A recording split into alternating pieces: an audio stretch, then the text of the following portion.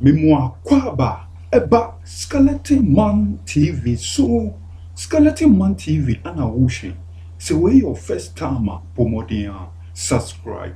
Me notification is click on no send video bia ye di betumu no obusia won son sabeka wenye bia sure bidasi bebre ebusia for lawyer Opri Boahen the historian within Sembi Tuja ebusia Aduana Piesie any wine Aduana ebusiakuo no omu Piesie any wine na ebusia Oyoko Piesie enso ne wine Oyoko ebusiakuo no omu Piesie any wine lawyer na Opri Boahen say Dormaahene historians lawyer Anoche Frimpong any Kwadwajiman Tembia omu kasa Aduana Piesie no omu refer to Dormaahene ene yeden eye Aduana Piesie ene ewuko bunu honu mu a obia sorry a Dormaahene ene Aduana Piesie program bia ombeye no bunu rigi honu mu bia se Dormaahene ekobia introduction na omu demand ne se ono ne Aduana Piesie ebusuafo lawyer Opri Boahen the historian osie ne wo ka mu bia atiase se Aduana Piesie enye Dormaahene obia ka se Dormaahene ene Aduana Piesie ebusua no onim de wo ka history no onye den wonim na momu no Aduana Piesie ene Esumija Hene ene Aduana Piesie itu obi ko gina ba bi ka se Dormaahene ene Aduana Piesie ebusua wonim de woka na hwan so ne Oyoko Piesie ene hwan se ne wokọ Bron region mu a amanfo ka se Dormaahene ene Aduana Piesie no saa so na honom so wokọ honom a omosi Techiman Hene ene Oyoko Piesie ebusua lawyer na Opri Boahen wo kiremu se uba Oyoko abusuakuo no mu a Otumfuo Hene ebusua wo ka ho bi Techiman Hene eka ho bi Kokofu Hene eka ho bi na hwan ene Oyoko Piesie Osoko Piesie ene Kokofu Hene enye Otumfuo Hene enye Techiman Hene na emomu no Kokofu Hene ene Oyoko Piesie mumiembo ho video num so ebeko abakose mu kakra nse omuguso omoye agona agogo mahene no ye na ekuoko sapona de pianan ama wo nyina yakọ na obehwe a otim se Esumija Hene odimu akotena pa sanete agogo bompata kumawu wo nyina efrom aduana na aduana bia o wiase bia no omo Piesie na Esumija aduana bia ayeso oyoko o wiase bia no omo Piesie Kokofu ai Oyoko Piesie Oyoko bia wo wiase bia enti uko asante mu akonya ya eye Oyoko Techiman akonya ye Oyoko ne nyina wiase nyina omo Piesie ene Kokofu that gives us the support the argument or the submission say omo gidi say nipa akanfo no gidi say be free the from a majority of them no Esumija and Kokofu because adansefo no kra no bebre no olenke wo even though some na di kan ba ya after the Bono kingdom no na danse kra ba ya ubenya binum wo Esumija Kokofu so that argument say akanfo nyina afiri Bono no is as unacceptable as anything, you know. Then to agogofo no ye aduana. Ete se akwamufo no. Fakese no akwamufo no mo eastern region no. Fakese no ye aduana. And any aduana bia wherever you are no, ufiri Esumija. Na me no wakase baby abefiri no kra no.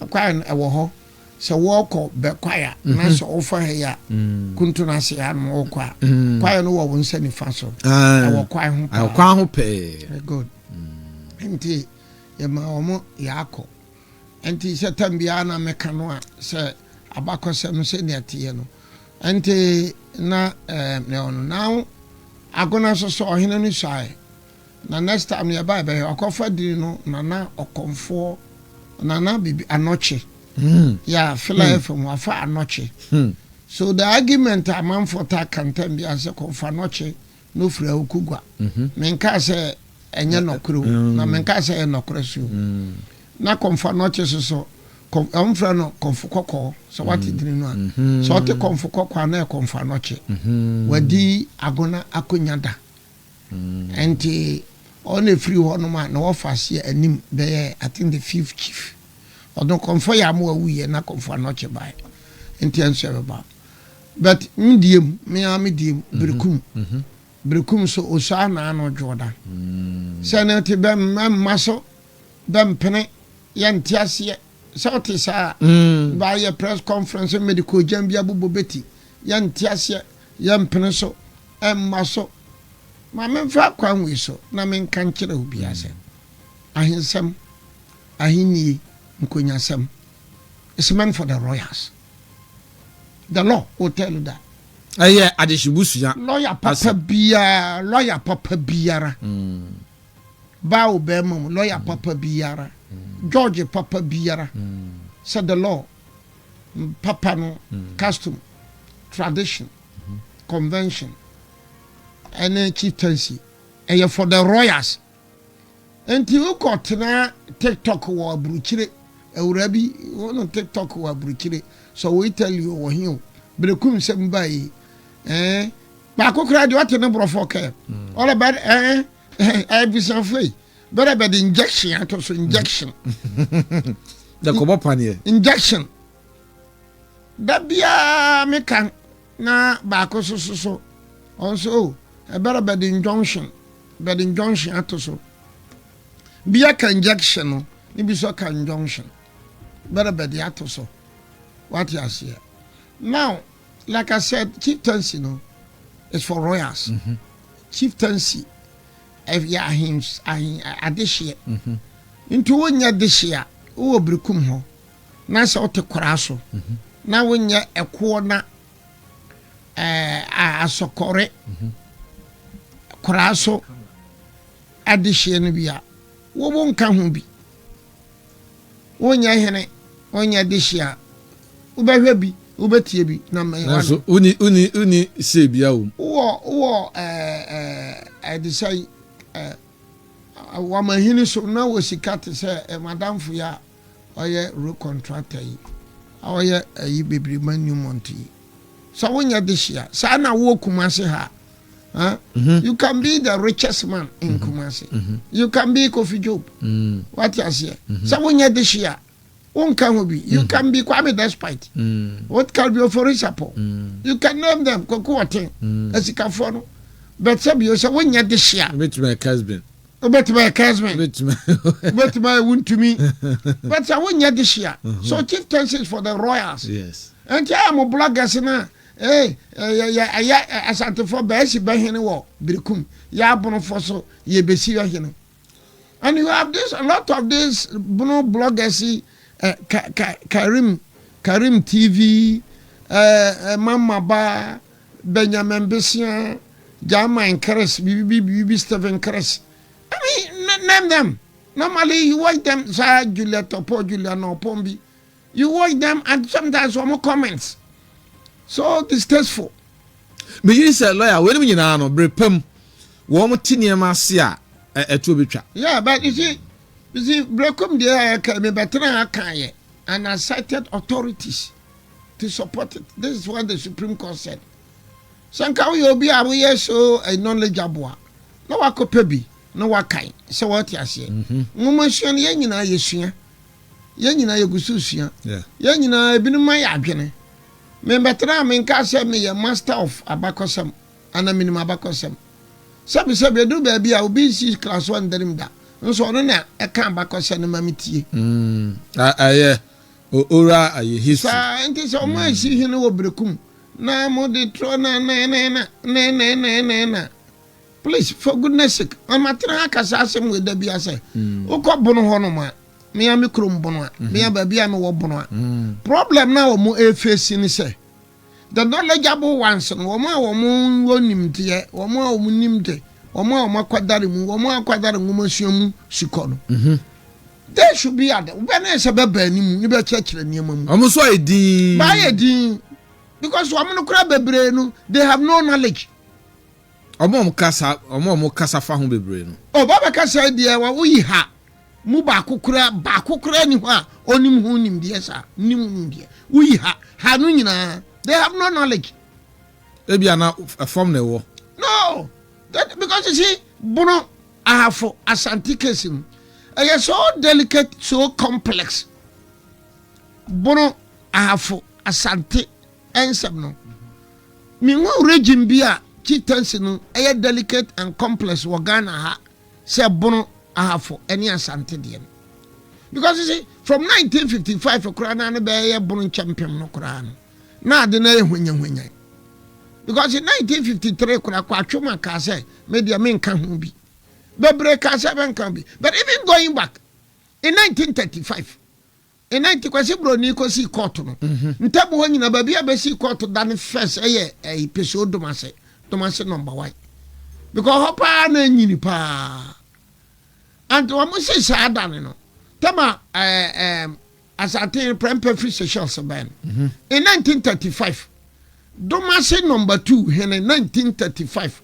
Otwera krata abre asante hene no ana waba no se o my restoration se on hwe ne court da no so number 2 obensi da ni bi asante hene ma o mo refer ma kwasi broni ka se on si bi wo domase number 2 awia domase efi se number 1 ne anyini number 1 di kan ba post office ene court nyina ntamu ho nyina se be ka ntamu ha sunwane nsua tre hene nyina baby anatim say bro and bunu is baby a court to dan ba first pa be domase and then kentampo and then yeji court to dan pa e ba first so in 1935 ni na problem no wo ho so in 1955 the problem was there so tema baby ye restoration no baby ye bunu in April 4th April 1959. No problem no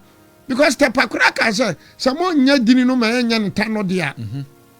Na mo ba ye no bunu ebeba mu dia. Ye benya problem bi. Nti be dia menka ho bi. And that explains why subom painum ne bomanum de ekoka ho. Because o fafa ha se kura o betra bronsan kro. So bronsan kro koka ho. Uko wani nkakra wa ko to tepa nka ho. Because tapa for sure. Say problem be beba, kasiye bi pa beba. And that problem was lingering because you see even in 1958, Akrodia hine letter otwroye. Akrodia hine letter otwro ko in 1958. Akrodia hine letter I think it was 4th December 1958. Akrodia 4th December 1958. Atronie hine Otwro letter ko 4th December 1958. Atronie hine ka ahafo atronie no ubefra na ahafo benisunyane awusunyane constituency atronie hine 4th December 1958 no atronie hine ka say minua no ahafo na be pese yente ye ho no me support wo mo because ahafo no na we bechem ani kukuo mu nko a ne be pese be ne bebom no na ahafo no ye nyina no na regional kwa me nkoma beten bede te de maye yam pese ye ne abonofo no ebeka abum sa na abonofo so pese benka mum na abonofo so no they had the impression say se benya te region no de awia nkonya no nyina no be makumasi bio be net ya nkonya no be ma bio sa ne ba gene yebe because na nkonya no nyina ne na owo bibi wo mu ne boma as you are talking now no doma ni nifa hene ene boma doma ni nifa hene ene boma and from the 1950s in Ebano boma ni hema ya doma hema biya no wona we ya boma hema sawa hu so na wa mo ya no wa mo sha mo ya bono ahafo no a doma no na odi animu kasia pa no on de no nim say ni kuro boma ene adwena senom no ebe ba region num nti ono de no oye but no nim se mra bi baba ye beti ahafo so as a region na se beti ahafo no so as a region ono so ni kuro no be kwa ahafo babeti ahafo as a region no so na no o manni fa hene boma e wo ho anso on se be ya argument no ben kama hu se doma ahafo yeah boma ye doma dia me makoye case ama doma in 1996 my case ama doma tamane tepa e pe adwenase tamane tepa e pe adwenase me na be ye case no ma doma e wo Kumasi circuit court ama Dormaahene in 1996. And as we are talking now, obisa Dormaahene say unifa hene no hwane a obeka say Dormaahene kan hene no on be friend upon that ye hene no on be friend upon that ye Dormaahene upon that ye kra free obako bae no no so asena baba be wu no you know so point na make us say brekum no wo mkosi wo mo hene a na say o tena ba bi ka abonofo baaji ba hene asantefo baaji ba hene yaso abonofo so yegosi ya hene a it shows that you have no knowledge. Now going forward after 4th April 1959 that problem no another sutan wo ho and I'm saying say o person first degree utro thesis a obetima aye bono ahafoni asante chieftaincy no nko hey controversial topic. Yeah, you can write a thesis on that if you want to do your PhD. If you want to do a PhD you can write and I'm inviting people. I mean me to a man for say na topic bono ahafo an asante wa person ye PhD wa person ye LLB wa person ye LLM wa person ye thesis bia no. I am inviting you a very good topic because it's very complex, very delicate, and very sensitive. And Krachini bia wutie Urababia wutie on this brown issue. On 11th November 1975. 11th November 1975. Osajefo Aduana Ajimambadu, Paramount Chief of Dormaahene, appeared before that committee and he testified. Hey, ni otisu si ana sign the predecessors. Ne wofa. 11th November 1975. And he was what? The 43rd witness of the committee. 143. Adanse phone 143. 143. 143. 143. Adanse phone kobe 200.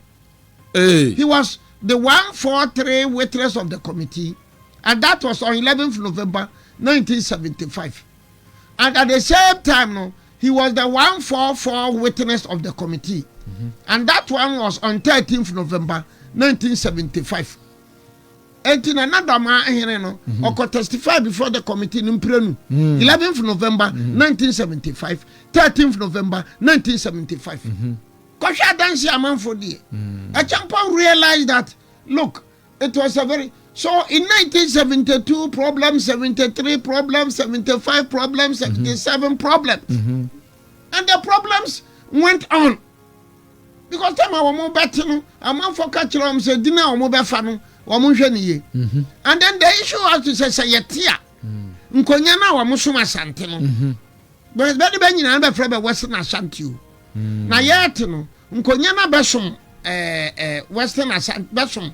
Asante ahimfie asante man manhia no bebe jai somana the CPP no Kwame Nkrumah de oni krobodu sanum de oni oforiata be de ne banim se benyai bebe som but abono fo na ahimfo no adata no ebinum ne bani anje se be ya no but that law no ebe ma be jai Kumasi som no my autonomous But sabe Fabani and Children say Ekoba said there's a problem. And that problem has gone on at Twasua Baba Besine. Because you see, in Chira, Kura your friend in Chira. In Chira Dikro, your friend Adokwabo. Adokwabo I in Chira Dikro. Emrabi by a man by a doom hene. Kumasi Adum here. Banis chemist one Banis chemist abrosano Adumahene fie na ewo enche no no opposite no adokwa aboa na oye nkyira dikuro obeye Adumahene na obehye na nne se na ye 2025 or 2026 or 2024 ora yanka nkyira afo se nkyira afo enye benka santemane ho abra nkyira hene adokwa abo wababa ye Adumahene da ebe ye den na nne wa ka kire awi adomase se benka se benye asantefo abra awi adomase hene wababa di bantama hene da wati ni amekire yeah ebe ye den na wa ka kire dia nkwanta se dia nkwanta bensom ana benka asantema ho abra bechi prempa abede ne kono dia aba dia nkwanta hene behia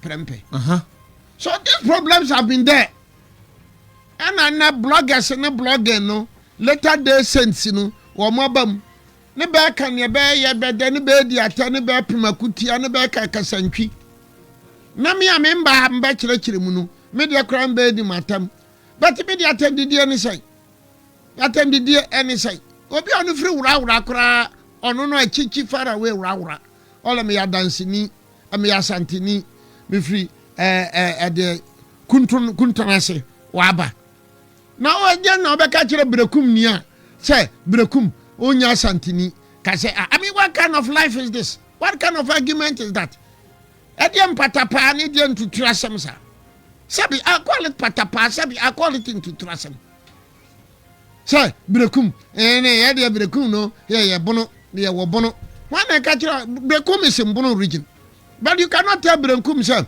brekum ma onya asoma santiman ade na mo yes argument no mon kan kire boma sa boma efri na ko mon ko Dormaahene efri na ko ma boma Dormaahene efri na ko ma boma oh na say o she Dormaase exactly ano de ye nyina ya tiase se me de me tiase krachi ni papa krachi ni mapa tesame no metiase apapre Dormaa prempredwase abeka no Dormaa prempredwase dan na honna na befre prempredwase that wasn't the first prempredwase the first prempredwase no e wo boma achi wo edwenase kwaye ne da so ho sesi ya and o ma relocate and ma relocate e yen samampom enne me no ka sai enne 6 the say 6 June na 2026 open Dormaa wo first abampadwase na eben boma eben adwenase ene tapamu nware it is a forest now.